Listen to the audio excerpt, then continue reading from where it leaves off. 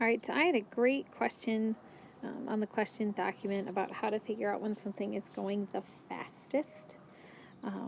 And this will, a great point to talk about now. This is more your lesson for tomorrow, but I wanted you to have it available today in case you are working ahead. So first of all, up here on number 1, I have all of my work for creating the equation already. What I want to point out is that because sinusoidal functions are cyclical, which means they repeat over and over and over again, there are an infinite number of correct equations. So the equation I have here is one possibility. I think it's the easiest possibility because I just use the information they gave me. If they give me a maximum, I'm always going to use the cosine function because the cosine function starts at a maximum and my horizontal shift will be wherever that first maximum occurs at. And so most of the equations that we do, and really when I say most, all of them could be easily modeled with a cosine function.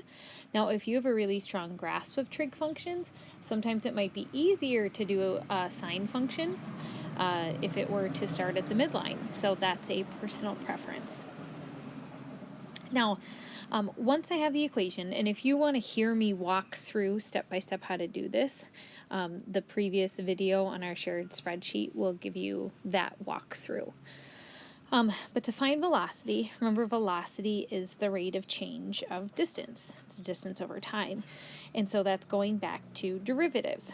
So in order to find the velocity equation, I would need to take the derivative of the function that I have up here. So I'm going to zoom in. And I have y is equal to 5 cosine of pi over 2 times x minus 3 plus 5. Okay. Now, can I make that a little bit smaller? Can't work that there. I have to write down below here.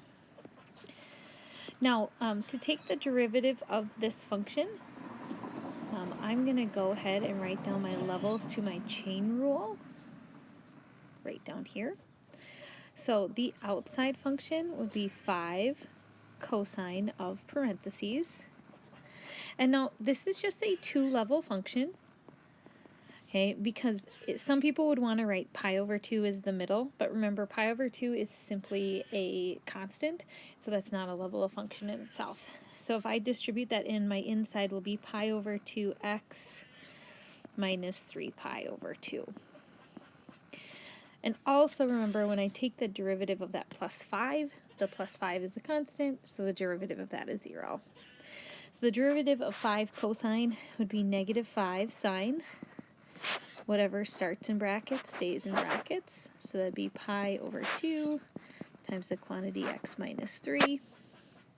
And then the derivative of pi over 2x minus 3 pi over 2 would just be pi over 2. Because the derivative, that's a constant in front of x, so the derivative is that constant term. And then the derivative of 3 pi over 2, since it's a constant, is 0. So my final derivative would be negative 5 pi over 2 sine of pi over 2 times the quantity x minus 3. So that's my velocity equation. Again, the derivative of displacement or height will give me the velocity function. Okay. Now, back to the original question, why I'm making this video. At what time was Neo moving the fastest? And so what I want you to think about is with sinusoidal functions, we're going down, we're going up, we're going down, we're going up. And so if you think about it logically, anytime we change from going down to going back up, we have to have that split second where it's 0 because we're changing direction. Just like when we throw a ball up in the air, it's got that one point in time where it's got 0 velocity. So if it is the slowest at the maximums and minimums, logically, where should it be the fastest? halfway in between, because it's speeding up to that midline, okay, and then it's going to start to slow down as it gets ready to change direction.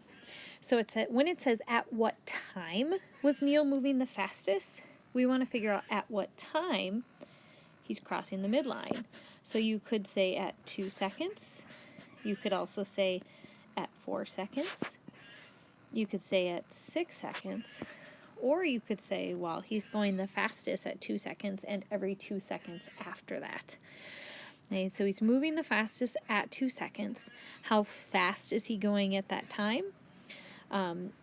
In order to calculate the velocity at that time, we would substitute in 2 seconds for our time, or in for x in this case. So to find my velocity at 2, that's the derivative at 2. So it would be negative 5 pi over 2 times the sine of pi over 2 times 2 minus 3. So simplifying this, and I'm going to do this in my head because I don't have a calculator handy. You obviously could use a calculator to evaluate this. You would want to make sure you're in radians.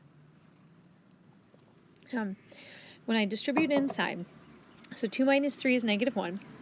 Negative 1 times pi over 2 is negative pi over 2. The sign at negative pi over 2 is the same as the sign value at 3 pi over 2. The sign is the y value, and at 3 pi over 2, the y value is negative 1.